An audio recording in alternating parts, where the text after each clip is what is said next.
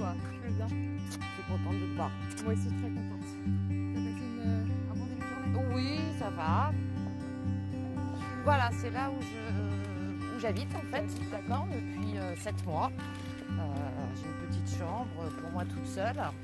C'est l'étape au-dessus après, après le seul hébergement d'urgence. En fait, je me suis retrouvée carrément à la rue fin mars 2016. Et je traînais, j'étais hébergée de temps en temps par des copains, j'appelais le 115. Quel a été le premier sentiment quand t'es tombée dans la rue? La peur, l'angoisse et toujours sur le qui-vive, toujours sur la défensive, parce que oui, on est des proies. Une femme seule, c'est une proie. On retrouve vraiment la base même pas de l'humanité, mais de l'animal, quoi. Dans cette jungle où finalement tu es sollicitée en permanence, il y a une sorte d'agressivité, est-ce qu'il y a un endroit dans la ville où tu aimais, où tu aimes d'ailleurs encore toujours te retrouver, te Oui, ressourcer? alors il y a des endroits, parce que ce sont les squares et les jardins de Paris. D'accord. D'ailleurs, je vais t'en montrer un. Bon, il est tout juste à côté de chez moi, mais j'y viens souvent. On voit les mamans, les papas avec leurs enfants.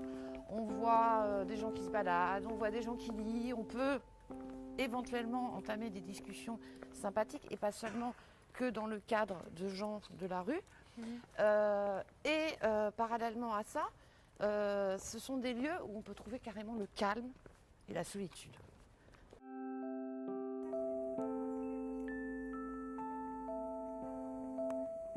On retrouve une sorte de vie sociale. De vie sociale, c'est ça mes repères. Donc je les construis avec ma petite chambre, qui est vraiment mon lieu à moi, ma tanière, mais aussi avec des repères extérieurs. Et c'est ça la ville. C'est pas la ville ne doit pas nous mener, ne doit nous amener justement des repères. Et c'est nous qui décidons. Et le repère pour toi, c'était pas le bitume, c'était pas le trottoir? Non, moi j'ai besoin aussi d'intimité. Dans la rue, on n'a pas le même statut qu'un homme. L'homme, à la rigueur, c'est normal qu'il soit sur le trottoir, c'est normal qu'il fasse la manche.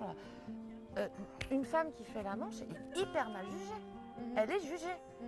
Là, c'est le rapport donc à la société dite normale, oui, dite normale. mais entre femmes et hommes de la rue. Tu parlais des fois de raquettes. J'avais tendance à faire confiance à tout le monde. Et il n'y a pas de souci. Là, ça a été direct. Plus de téléphone portable, ce qui est hyper important quand on se retrouve dehors. Plus rien, quoi. Plus rien. Même ma valise de vêtements, elle avait disparu. Enfin bon, vraiment. Et alors du coup, pour pallier à tout ça, pour se défendre, comment t'as appris les codes de la rue, les codes masculins? J'ai appris un petit peu à décoder les comportements, la façon dont ils se comportent, la façon aussi dont ils parlent, comment ils t'abordent. Et j'ai fait ressortir mon côté masculin. Je me suis battue aussi. Mais comme un homme, je me suis battue. Et ça, c'est pas ton comportement naturel? C'est pas du tout mon comportement naturel. Mais il a fallu que je le fasse. Et c'est ça qui est extrêmement dur pour la femme qui se retrouve à la rue. C'est-à-dire qu'il faut perdre de sa féminité, perdre de sa personnalité pour pouvoir survivre. Ou alors accepter toutes les conditions. Et ça, c'est non. Enfin, moi, personnellement, c'est non. C'est une perte. C'est une perte d'identité pour moi. C'est la perte absolue? Ouais.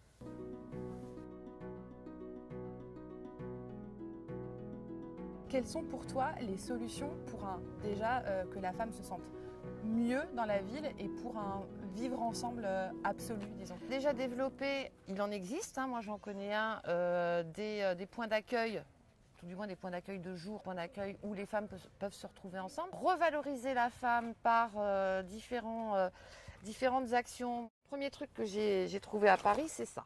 Toute personne à la rue devrait l'avoir dans les mains. Là-dedans, on trouve comment s'orienter, comment s'occuper de soi, comment se nourrir, comment se loger, comment se soigner, comment se réinsérer. Toutes les adresses, tout, etc. Le problème, c'est que pour obtenir ça, il faut déjà avoir fait une démarche sociale.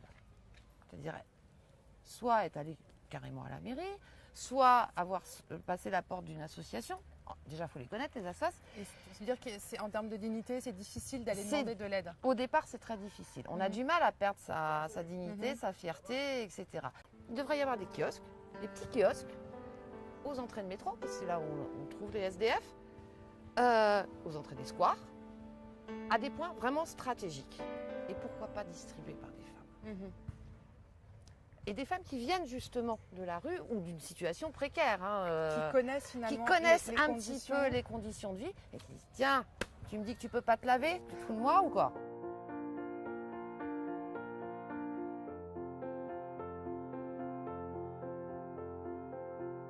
Par rapport à quand j'entends ton parcours, il y a une volonté. Alors, il y a le mot volonté, il y a l'idée de passer d'objet, pardon-moi l'expression, à utilité. Oui, C'est finalement une question d'ambition, tout ça? quelque part c'est une question d'ambition, comme je disais tout à l'heure, de reconquérir et à sa juste valeur la place de la femme. Virginie, après tout ce que tu viens de me raconter, qu'est-ce qu'on peut te souhaiter? Ou qu'est-ce que tu te souhaites? Moi, je souhaite retrouver ma vraie personnalité et puis surtout continuer dans ce que j'ai fait pour m'en sortir dans la rue, c'est-à-dire établir de la communication, revaloriser au maximum l'image de la femme, de dire que non, on n'est pas des proies, non, on n'est pas des objets.